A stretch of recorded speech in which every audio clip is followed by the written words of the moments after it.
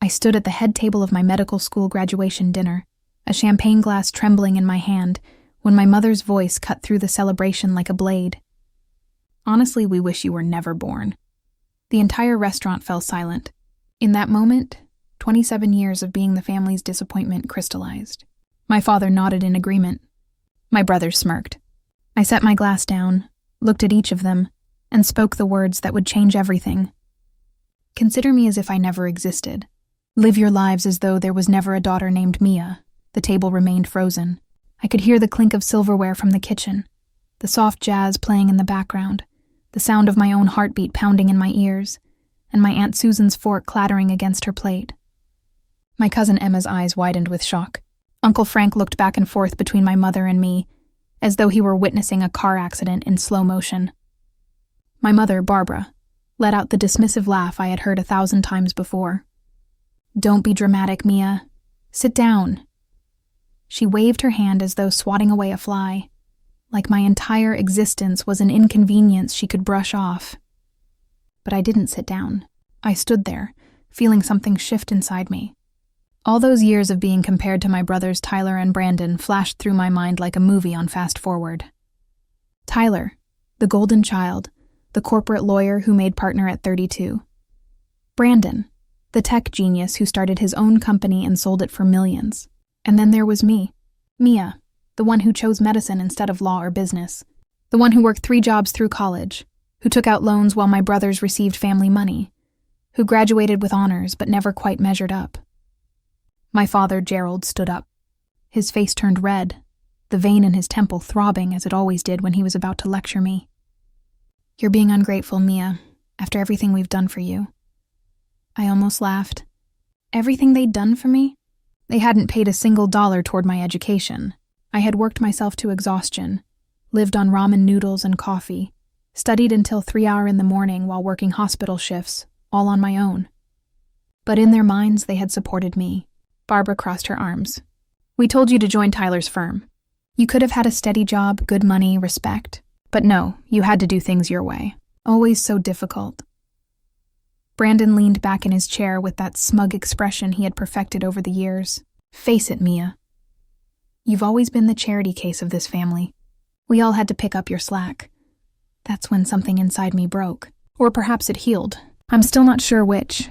I reached up and unclasped the family heirloom necklace that hung around my neck. My grandmother Dorothy had given it to me when I graduated college, even though my mother had insisted it should go to a more deserving grandchild. The gold felt cool in my palm. I placed it carefully on the white tablecloth next to my untouched dinner. Then I removed the bracelet my father had given me for my college graduation. The inscription read, "To our daughter."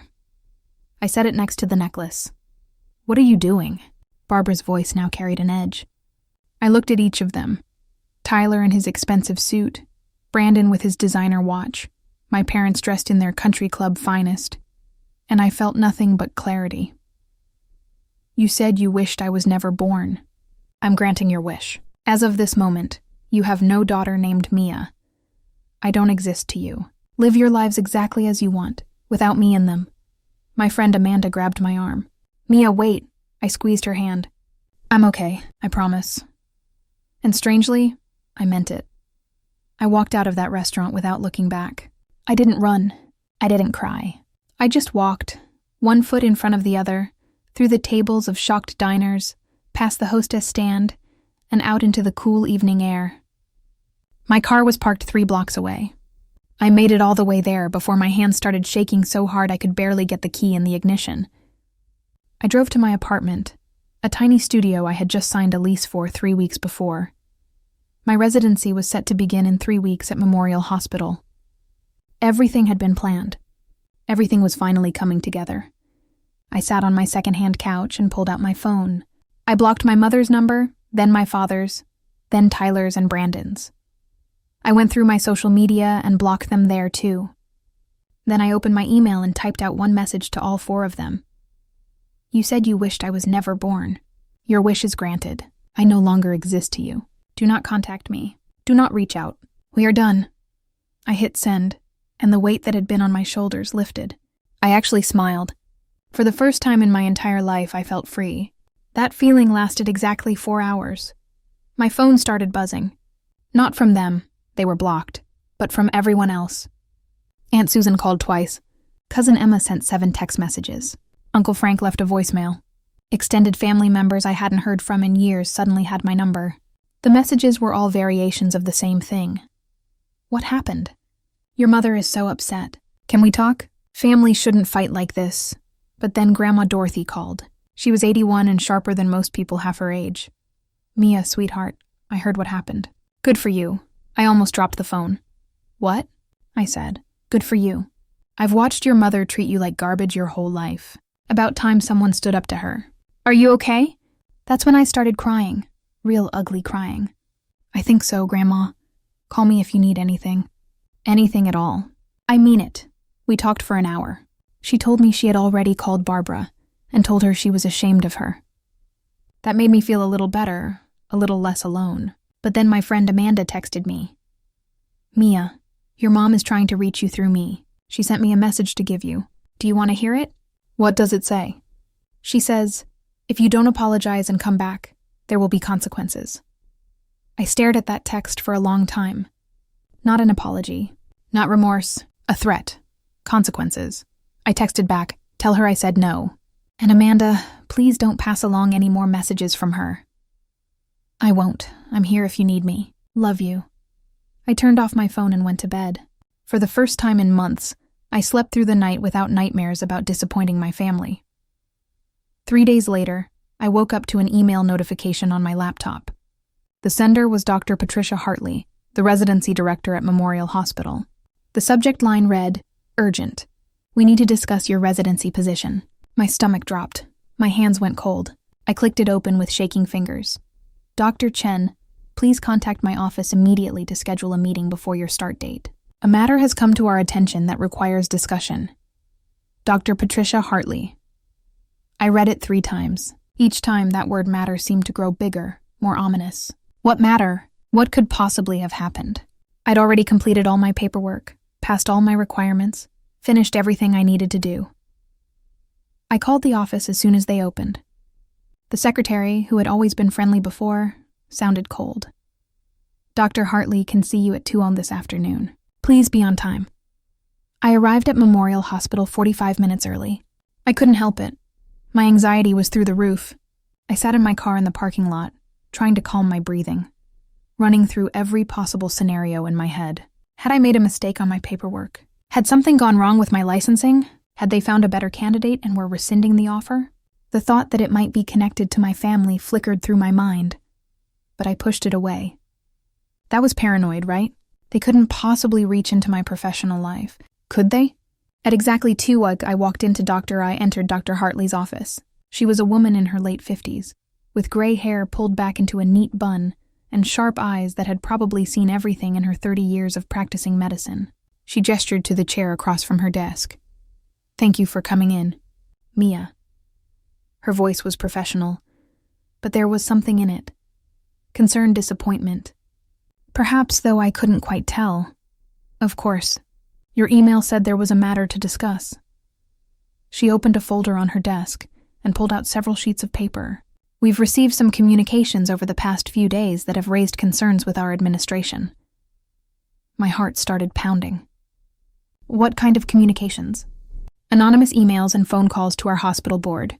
Multiple people have reported concerns about your character, your stability, and your fitness for the pressures of a medical residency. I felt like I'd been punched in the stomach. What? That's not true. Who said that? Dr. Hartley slid the papers across the desk to me. These are printouts of the emails we received. They describe an incident at a public dinner where you allegedly had a breakdown. According to these reports, you threw jewelry, violently screamed obscenities at your family members, and stormed out in what witnesses described as an unstable rage. I stared at the words on the page, the graduation dinner, but that wasn't what happened. That wasn't what happened at all. Dr. Hartley, that's not true. None of that is true. My voice was shaking. Yes, there was an incident at my graduation dinner, but it wasn't like that. My family said something incredibly hurtful to me, and I quietly removed some jewelry they'd given me and left. I didn't throw anything. I didn't scream. I just left. She studied my face. Can anyone corroborate your version of events? Yes, my friend Amanda was there. Several of my classmates from medical school were there. At least a dozen witnesses who saw exactly what happened. I was talking fast now, words tumbling over each other. Dr. Hartley, I think my family might be behind these complaints. We had a falling out that night, and I cut off contact with them. I think they're trying to punish me. She was quiet for a long moment. Mia, I want to believe you. Your record up until now has been exemplary. Your professors speak highly of you. Your clinical rotations were outstanding. But I could hear it coming. But the hospital administration is concerned. They're worried about drama, about family instability affecting your performance. Several board members are pushing to rescind your position. I couldn't breathe. My entire career, everything I had worked for, was crumbling right in front of me. Please don't do this. I can prove what really happened. I can have my friends send statements. I can show you that these complaints are false. Dr. Hartley nodded slowly. I've argued for you, Mia. I fought to keep your position. Here's what I was able to negotiate. You can start your residency as planned, but you'll be on probationary status for the first 6 months. Probationary status? What does that mean? It means you'll be watched more closely than other residents. Any complaints, any issues, any incidents at all, and your position will be immediately terminated. No second chances. You'll need to be perfect. It was humiliating. It was unfair, but it was better than losing everything. I understand. Thank you for fighting for me. Document everything, Mia. If what you're saying is true, and your family is behind this, you need to protect yourself. Get those witness statements. File complaints about the false reports. Build your defense. I left her office feeling nauseous. I sat in my car and called Amanda immediately. She answered on the first ring. Mia, what's wrong? You sound terrible. I told her everything. She was furious. That's insane. I'll write a statement right now. I'll get everyone else who was there to write them too. This is absolutely not okay. True to her word, within 2 days, I had detailed written statements from Amanda and 3 other medical school classmates who had attended the dinner. They all said the same thing. I'd been calm. I'd been quiet.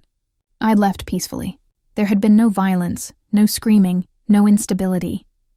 I submitted everything to the hospital administration with a formal complaint about the false reports. I felt like I was fighting back, like I was taking control. I should have known better. 2 days before my residency was supposed to start, my phone rang. Unknown number. I answered it anyway. Hello. Is this Mia Chen? Yes, who's calling? This is Ralph Sanders. I'm the landlord of the apartment you're renting on Oak Street. My mouth went dry. Yes? I'm calling to inform you that your lease is being terminated effective immediately. I've already rented the unit to someone else. You have 72 hours to vacate. What? You can't do that. I have a signed lease. I paid first and last month's rent and a security deposit. You provided false information on your application. I received a call from your previous landlord saying you were evicted for property damage and unpaid rent. That's fraud and it voids the lease. That's not true. I've never been evicted. I left my last apartment on good terms. Who called you? I'm not at liberty to say, but the information was very detailed and came from what seemed like a credible source. I've already made my decision. 72 hours, Miss Chen. I'll mail your deposit back once I've inspected for damages. He hung up before I could argue further. I sat on my couch, the one piece of furniture I owned, and tried to process what was happening. Someone had called my landlord with lies. Someone was systematically attacking every part of my life. I was about to start one of the most demanding jobs in medicine, and I was going to be homeless. I called Amanda, who immediately offered me her couch. You can stay as long as you need. It's not going to be long-term. I just need to find another place, but thank you. I spent the next 2 days apartment hunting between packing up my things. Everything required first month, last month, and a deposit. I had the money. I'd been saving carefully for exactly these kinds of expenses during residency. On the day I was supposed to move out, I went to pay for a hotel room for the night while I kept looking. My debit card was declined. I tried again. Declined. I pulled out my credit card. Also declined. I sat in the hotel lobby, my entire life packed into my car outside, and opened my banking app on my phone. Account under review. Access temporarily restricted. Please contact customer service. My hands were shaking so hard I could barely dial the number. The bank's hold music played in my ear while I sat in that hotel lobby, watching people check in and out. going about their normal lives while mine was falling apart. After 15 minutes, a representative finally answered. "How can I help you today? My accounts are frozen, both my checking and savings. I need to know why." "Let me pull up your account. Can you verify your social security number and date of birth?" I rattled off the information, my voice tight with stress. "I see your account has been flagged for suspicious activity and potential identity theft. The fraud department has placed a temporary hold pending investigation." "Identity theft? I haven't reported any identity theft. Who reported it?" "I'm not able to see those details, but according to the notes, multiple suspicious transactions were flagged, and someone contacted us with concerns. The investigation will take 7 to 10 business days." "To 10 days? I need access to my money now. I'm about to be homeless. I'm starting a new job. I have bills to pay. I understand your frustration, but for your protection, we need to complete the investigation. Is there anything else I can help you with today?" I wanted to scream. Instead, I said, "No, thank you," and hung up. I checked my wallet, $63 in cash. That was it. That was all I had access to in the world. I had $12,000 in my savings account, money I'd scraped together over years of working multiple jobs, money I needed for rent, for food, for gas, for everything I'd need during residency when I'd be working 80-hour weeks and barely surviving, and I couldn't touch it. My residency started in 2 days. 2 days. I needed professional clothes, a stethoscope, comfortable shoes. I needed a place to live. I needed to eat, and I had $63. I called Amanda again. She answered immediately. "What's wrong now?" "My bank accounts are frozen. Someone reported suspicious activity and identity theft. I can't access my money." "Oh my God, Mia. Okay. My couch is yours. Seriously, for as long as you need it. We'll figure this out." I drove to Amanda's apartment the next day. She lived in a small 2-bedroom place with her girlfriend, Sarah. They welcomed me in, helped me bring in my boxes, and Amanda made me sit down and eat something while Sarah made up the couch with blankets and pillows. "I feel like such a burden," I said. "You're not. You're my friend, and you're going through something awful. Let us help." That night, I filed fraud reports with the bank. I filed a police report about the harassment.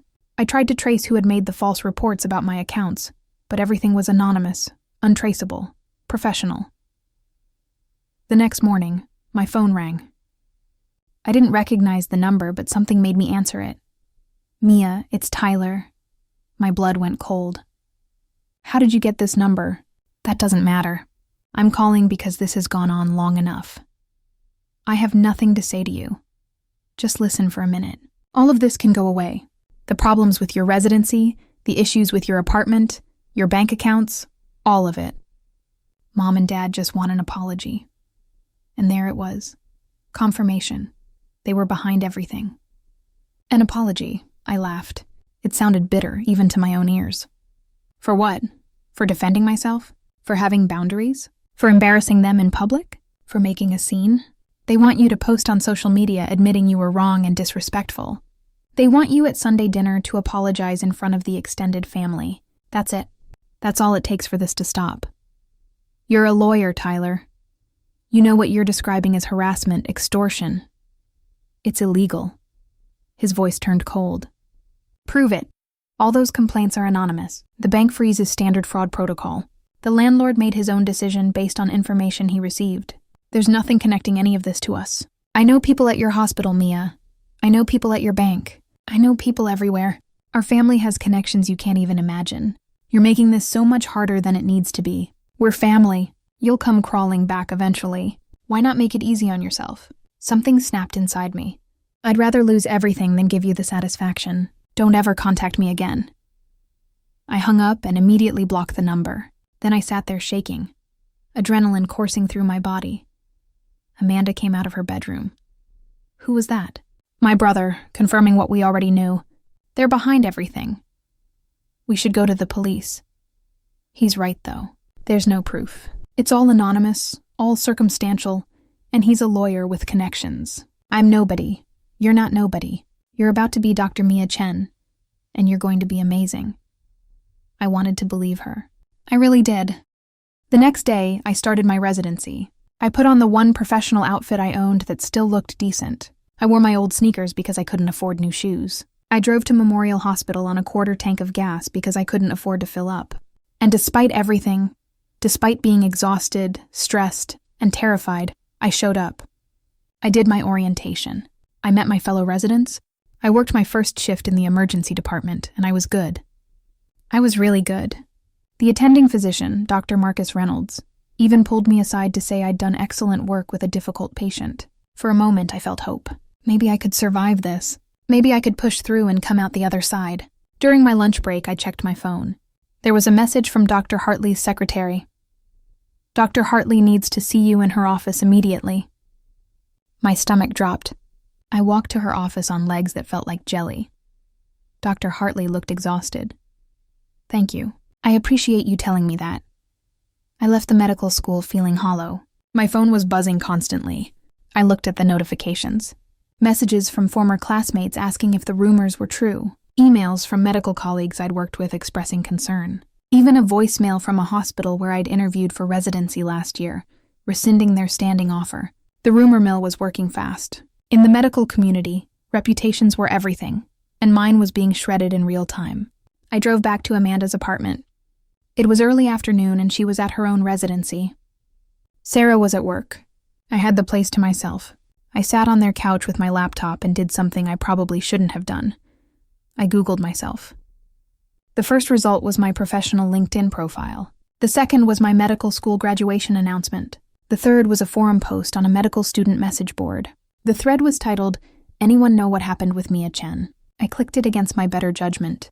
The comments made my stomach turn. I heard she plagiarized her research thesis. My friends at Memorial said she got suspended from residency on her first day. Didn't she have some kind of breakdown at her graduation dinner? I always thought she was kind of unstable, too intense. People who didn't even know me were discussing my life, my character, my career, and every comment made me sound worse. I closed the laptop and put my head in my hands. For the first time since that dinner, I let myself really cry. Not quiet tears, but the kind of sobbing that shakes your whole body. I cried for the career I was losing, for the reputation being destroyed, for the 8 years of work being erased, for the future I'd planned that was crumbling to dust. When Amanda came home that evening, she found me still on the couch, exhausted from crying. "Oh, Mia." She sat down and pulled me into a hug. "What happened today?" I told her everything. The meeting with Dean Sullivan, the fake emails, the investigation, the online rumors. By the time I finished, she was furious. "This is insane. We need to fight back. We need to expose what they're doing." "How? There's no proof they're behind it. And even if there were, who would believe me? I'm just a suspended resident with a family that says I'm unstable. They have money, connections, lawyers. I have nothing. You have the truth. And you have people who love you."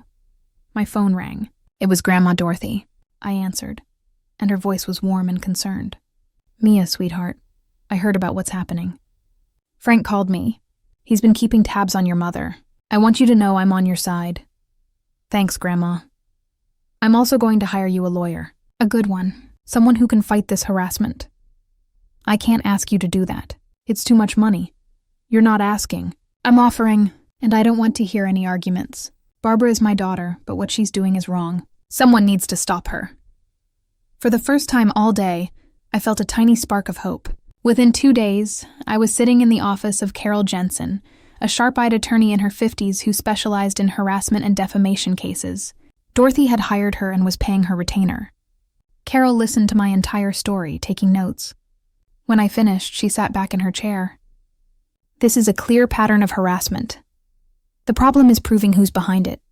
Everything's been done anonymously or through third parties, but we can start building a case. We'll file for a restraining order based on the pattern of behavior. We'll document every incident, and we'll be ready if they slip up and leave evidence." "What about the plagiarism investigation?" "That's trickier. Your medical school has to follow their own process, but I can help you prepare your defense. Do you have any of your original research materials?" "All of it. I keep backups of everything." "Good. We'll need to prove those emails are forgeries. That means getting a tech expert to examine them. I know someone who can help." For the first time in weeks, I felt like I had someone in my corner who knew how to fight back. But then, Like everything else in my life lately, things got worse. Carol's investigator discovered that my bank accounts hadn't just been frozen. Before the freeze happened, someone had initiated electronic transfers out of my accounts. Over $9,000 was missing. How is that possible? I didn't authorize any transfers. Someone had your account information and security details. They transferred the money out in small amounts over several days to avoid triggering fraud alerts. Then they reported the suspicious activity themselves to cover their tracks. Can I get it back? Eventually, but you'll need to file fraud claims with the bank, and those take 30 to 60 days to process. 30 to 60 days? I'd be lucky if I had a career left by then. Despite everything, there was one piece of good news. Dr. Torres worked quickly. Within a week, he'd compiled all of my original research materials, complete with timestamps, drafts, and his own notes from our supervision meetings. He presented it all to Dean Sullivan with a detailed report.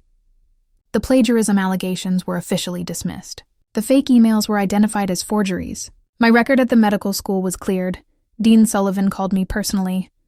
"Mia, I'm so relieved to tell you this. You've been completely exonerated. I'm writing a formal letter to Memorial Hospital defending you and explaining the situation." I should have been ecstatic. Instead, I just felt exhausted. Thank you, Dean Sullivan. I really appreciate everything you've done. But when I called Dr. Hartley at Memorial Hospital, her voice was sad. "Mia, I'm so glad the allegations were disproven, and I want you to know I fought for you, but the hospital administration has decided to terminate your residency position." "What? Why?" I was cleared. "I didn't do anything wrong." "I know. They know that too. But they feel that the situation has created too much disruption, too much drama. They're concerned about the hospital's reputation and the potential for ongoing issues." "I'm so sorry." "They've suggested you reapply next year." "Next year?" A whole year of my life lost. A year where I'd have to explain to every program why my residency was terminated. A black mark that would follow me forever. I understand. Thank you for trying. I hung up and sat in Amanda's living room, staring at the wall.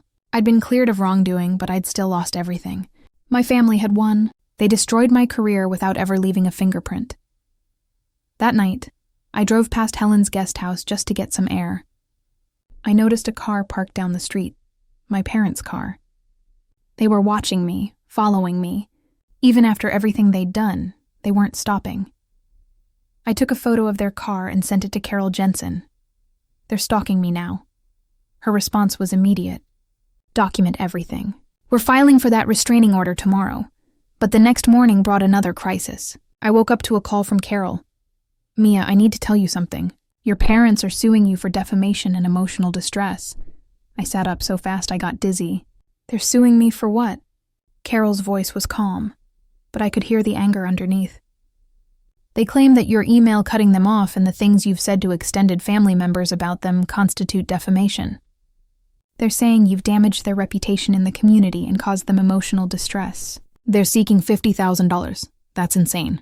I told the truth. I haven't lied about anything. I know, and truth is an absolute defense against defamation. But defending against this lawsuit is going to cost money. Legal fees, court costs, depositions. We're looking at $15,000 to $20,000. Even though we'll win. I don't have that kind of money. I don't have any money. Your grandmother is willing to cover it. I already spoke with her this morning. I felt like I was drowning in an ocean of debt and obligation. Dorothy was already paying for my lawyer. Now she'd have to pay to defend me against my own parents. It was humiliating. "The lawsuit is scheduled for a hearing in 6 weeks, Carol continued. "Your brother Tyler is representing them." Of course he was. Tyler had connections throughout the legal system. This was going to be ugly. I hung up with Carol and looked at the clock. 7:30 in the morning. Amanda had already left for the hospital. Sarah was at work. I was alone in their apartment, unemployed, under investigation, being sued, and broke. I got dressed and went outside to my car. I needed to drive somewhere, anywhere, just to clear my head. But when I got to the driveway, my car was gone. I walked up and down the street, thinking maybe I'd parked somewhere else and forgotten. But no, my car was definitely gone. I called the police non-emergency line. I need to report a stolen vehicle. The operator took my information. "Actually, ma'am, your vehicle was towed early this morning from that address. It was reported as abandoned." "Abandoned?" "I drove it yesterday. It's registered, insured, everything. You'll need to contact the tow company. They're the ones who made the report. I got the number and called. The tow company wanted $375 to release my car. I had $11 in my wallet. I walked back into Amanda's apartment and just stood there in the living room. I had no car, no money, no job, no career, a lawsuit hanging over my head, and my family was still out there, still attacking, still finding new ways to destroy me. My phone rang. It was Dorothy. "Grandma, I can't keep taking your money. This is too much nonsense. You're my granddaughter, and what Barbara is doing is unconscionable. I'm paying for that too. Give me the number. Grandma, Mia, let me help you, please. I have more money than I could ever spend, and I want to use it to protect you. This is important to me." Her voice cracked a little on that last sentence. I realized this wasn't just about me. This was about her seeing her own daughter become a monster and trying to make it right. "Okay, thank you." She paid the tow, and Amanda drove me to get my car. As we pulled out of the tow yard, I saw my father's car parked down the street. They were watching. They wanted me to know they were watching. Over the next few days, Carol worked on filing a restraining order. We documented every incident of harassment, every false report, every attack on my life. She prepared a comprehensive case. The restraining order hearing was scheduled for the following week. But 3 days before it, I got a call from Uncle Frank. "Mia, you need to come to the hospital. Your grandmother had a stroke. Everything stopped. Is she okay? She's stable. She's going to recover, but it was serious. She's at St. Mary's Hospital." I drove there immediately.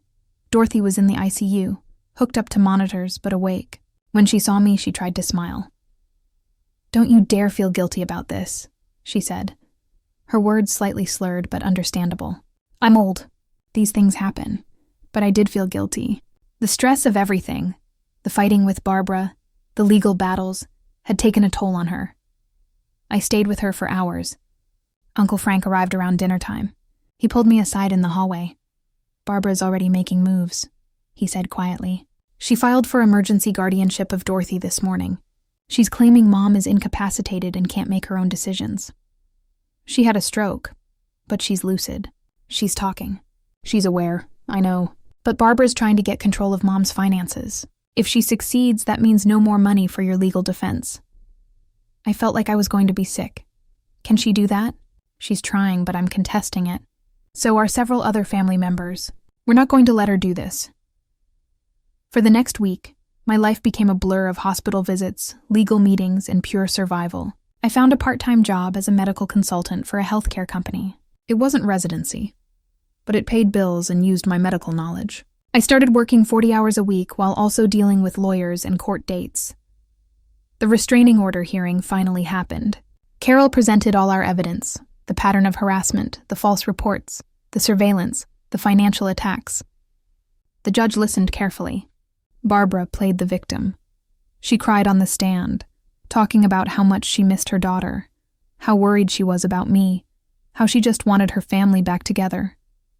It was a performance worthy of an award, but Carol was better. She presented phone records showing the number of times they'd tried to contact me after I'd asked them to stop. She showed photos of their car outside Helen's house. She had Amanda and other witnesses testify about the harassment. The judge granted a temporary restraining order. Barbara and Gerald had to stay 300 feet away from me.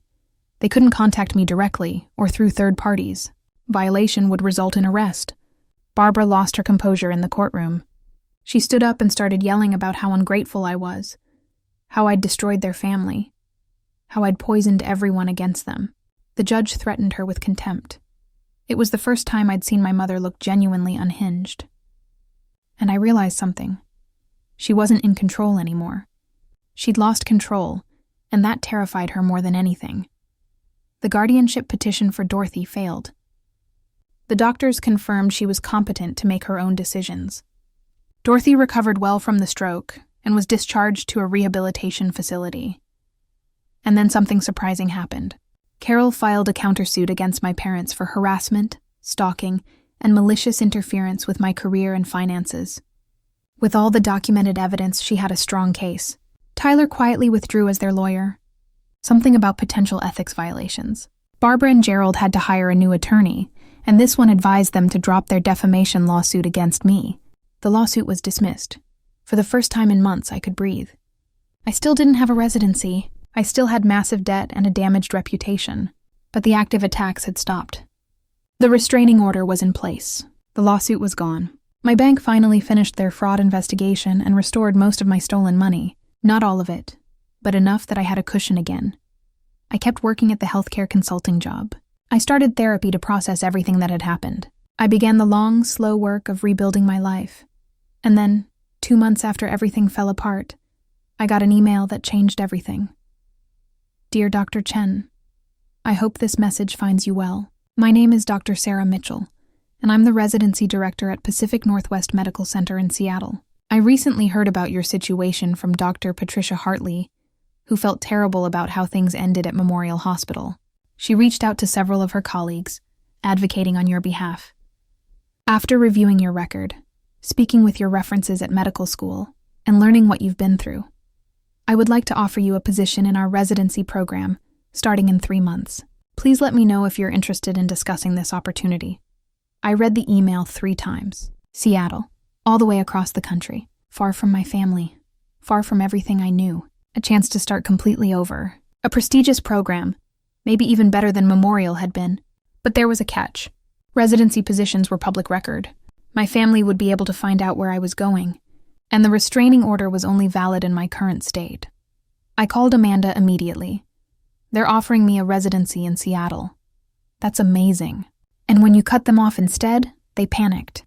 Every attack since then has been calculated to destroy your independence. If you have no career, no money, no support system, you'd have to come back to them.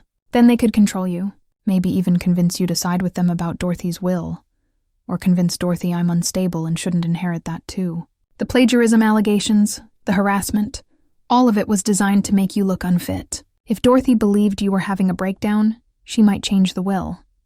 I felt sick. They've been systematically trying to destroy me for money. I'm sorry, Mia. I'm so sorry I didn't see this sooner. I've been on the other side of the country, and Barbara and I haven't been close in years. But when Dorothy had her stroke and told me what was happening, I had to look into it. Does Grandma know about their financial situation? She does now. I showed her everything. She's furious. She's talking about cutting Barbara out entirely. Over the next few days, Frank testified in the guardianship case, presenting all his financial research. The judge was not impressed with Barbara's desperation to gain control of her mother's assets while hiding her own financial ruin. The restraining order hearing had already happened, but Frank's information strengthened the case. Barbara and Gerald had to stay away from me. No contact, no third-party messages, 300 feet minimum distance at all times. I watched Barbara in that courtroom, and for the first time I saw her clearly, not as my mother, but as a desperate woman who'd gambled everything on maintaining appearances and lost. She'd sacrificed her relationship with her daughter, her integrity, her reputation, all for money she was never going to get. And I felt nothing, not anger, not sadness, just relief that it was over. The defamation lawsuit they'd filed against me collapsed under the weight of all the evidence. Carol's countersuit for harassment and malicious interference was so strong that their new lawyer advised them to settle immediately. They dropped their case, agreed to pay my legal fees, and signed documents agreeing to never contact me again under penalty of additional legal action. Tyler had already withdrawn as their counsel, probably realizing he'd crossed ethical lines by using his legal connections to help them harass me. Word got around the legal community. His reputation took a hit. My bank finally restored all the money that had been stolen from my accounts. The fraud investigation confirmed that someone with inside information had accessed my accounts and transferred money out before freezing them. The bank couldn't prove who, but they restored every dollar and apologized for the delay. Dorothy recovered fully from her stroke. She moved into an assisted living facility that was more like a luxury apartment complex, somewhere she'd have help if needed, but could maintain her independence. She remained sharp and in full control of her affairs, and she was more determined than ever to help me.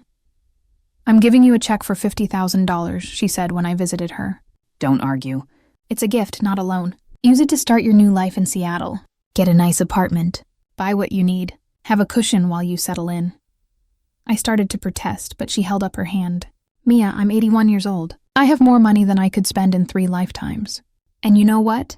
Watching you stand up to Barbara, watching you refuse to break no matter what she threw at you, that's made me prouder than anything else in my life. You're the granddaughter I always hoped you'd be. Strong, principled, brave. Let me help you. It would make me so happy, so I accepted. And it felt like freedom. I found a beautiful 1-bedroom apartment in Seattle near the hospital. I bought new furniture. I got professional clothes for residency. I treated myself to things I'd always considered luxuries, like quality running shoes and a real coffee maker. Amanda threw me a goodbye party. Dorothy came, supported by a walker but smiling. Frank flew in from Portland. Sarah, Amanda's girlfriend, made an incredible dinner. Several friends from medical school showed up. It was small, but it was full of people who genuinely cared about me.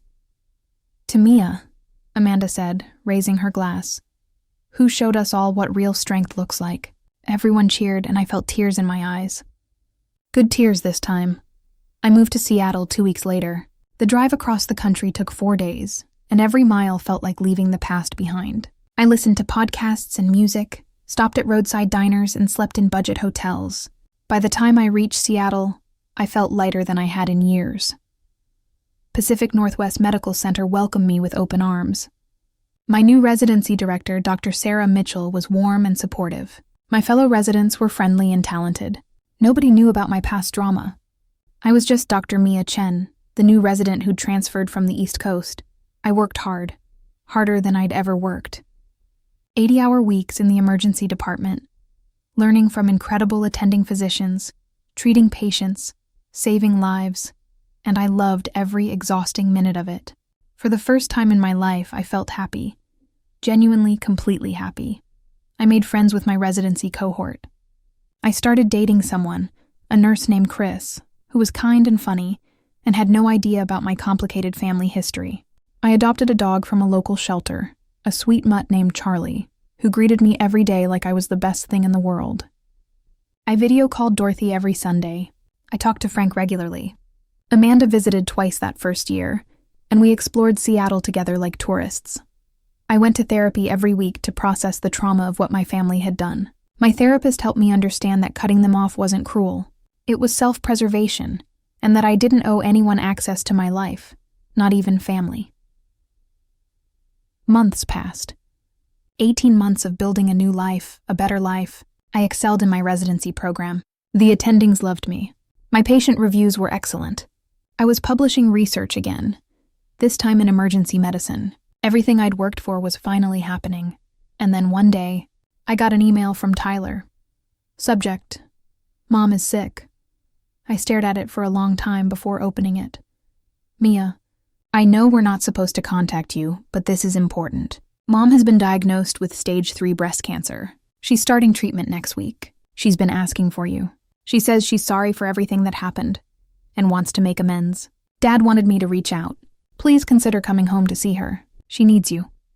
Gerald had added a note at the bottom. Please come home. She needs you. We all miss you. I read the email 3 times.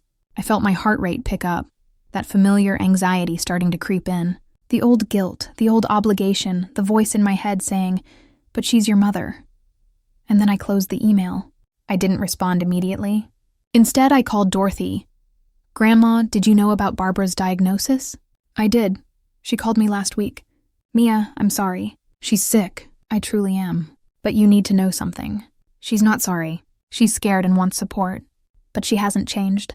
She hasn't apologized. She's using this illness to try to guilt you into coming back. How do you know?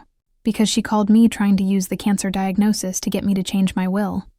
Said she needed financial security for her medical treatments, and that you should understand since you're a doctor. I told her no. I also told her that trying to manipulate me while she's sick was particularly low.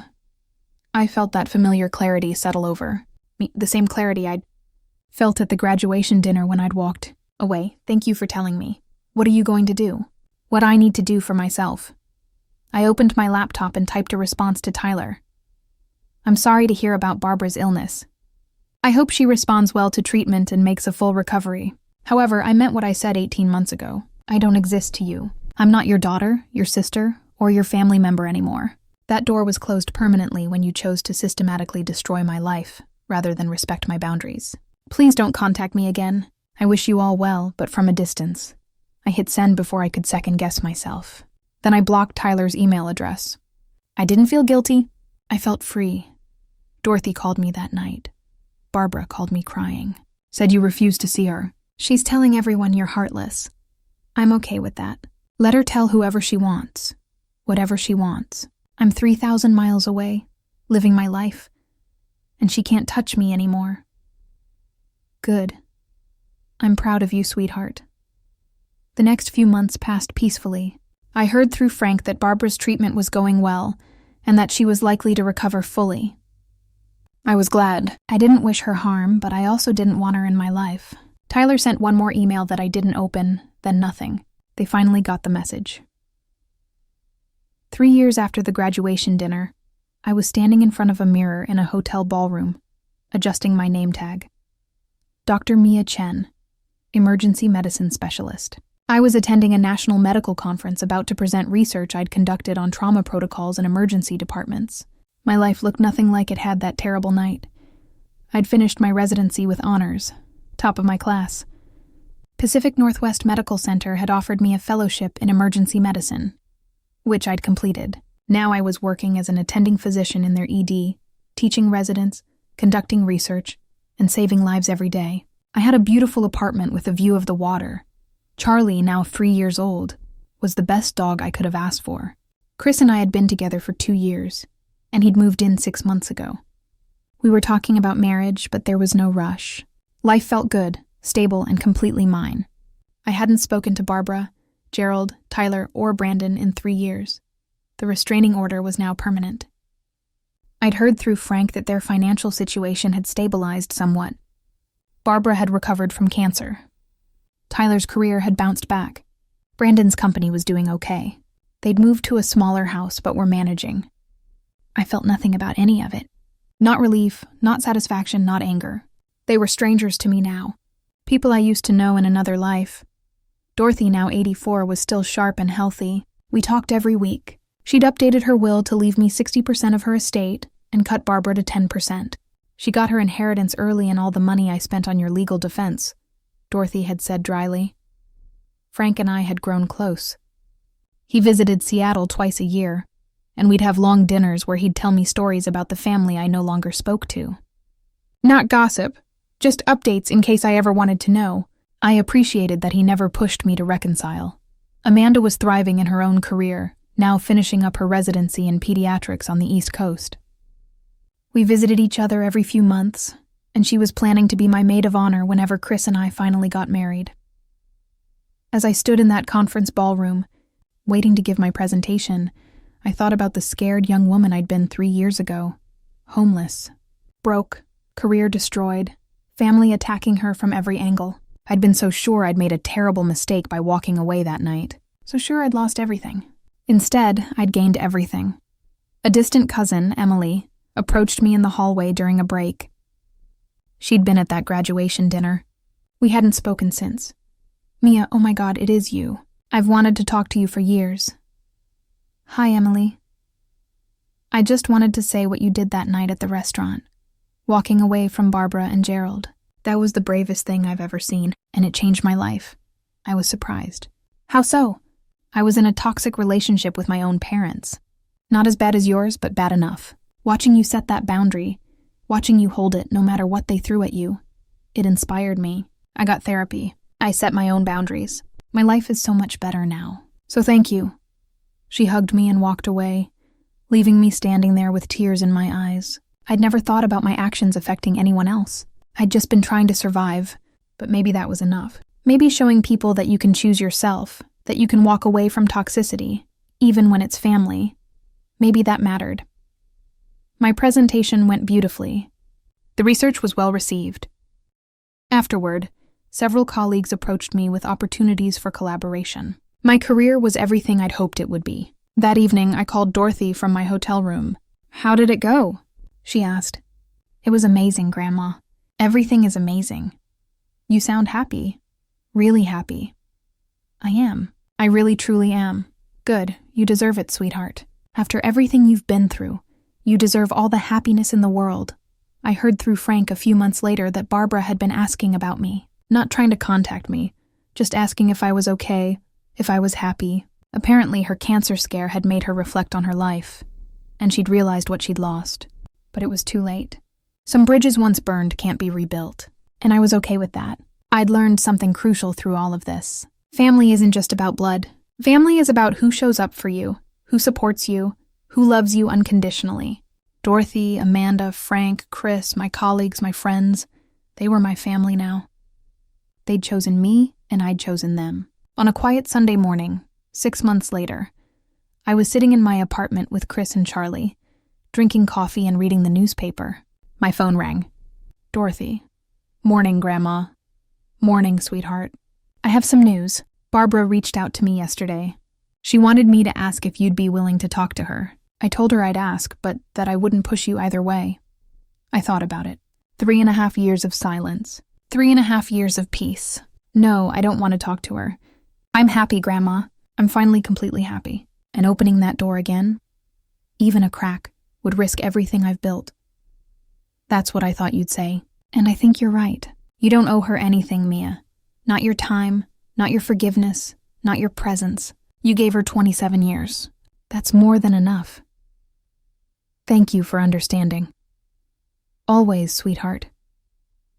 Always. A few weeks later, I was getting ready for work when I caught my reflection in the mirror.